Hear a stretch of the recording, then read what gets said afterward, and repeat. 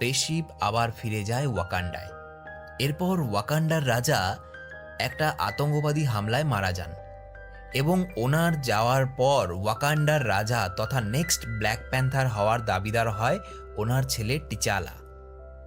এদিকে ব্রিটেনের একটা মিউজিয়ামে সেই যে বাচ্চা ছেলেটা যার বাবাকে মারার পর তৎকালীন ব্ল্যাক প্যান্থার বা ওয়াকান্ডার রাজা সেই বাচ্চাটাকে ছেড়ে চলে এসেছিল, অর্থাৎ সম্রাটের ভাইয়ের ছেলে, সে বড় হয়ে গেছে এখন। সে তার সঙ্গী সাথীদের নিয়ে সেই মিউজিয়াম থেকে ভাইব্রেনিয়ামের একটা বড় অস্ত্র লুট করে। এদিকে সেদিন ওয়াকান্ডার যুবরাজ টিচালার রাজ্য অভিষেক। ওয়াকান্ডার নিয়ম অনুযায়ী যে 5টা জনগোষ্ঠী আছে ওয়াকান্ডায়, তাদের মধ্যে কেউ যদি রাজ পরিবারের হবু রাজাকে চ্যালেঞ্জ করে হারাতে পারে তাহলে সেই হবে ওয়াকান্ডার পরবর্তী রাজা তথা ব্ল্যাক প্যান্থার। কিন্তু টিচালার সামনে 4টা জনগোষ্ঠীর কেউই প্রতিদ্বন্দ্বী খাড়া করতে রাজি হয় না। তারা টিচালাকেই সম্রাট হিসাবে মেনে নেয়। চুরি যাওয়া ভাইব্রেনিয়াম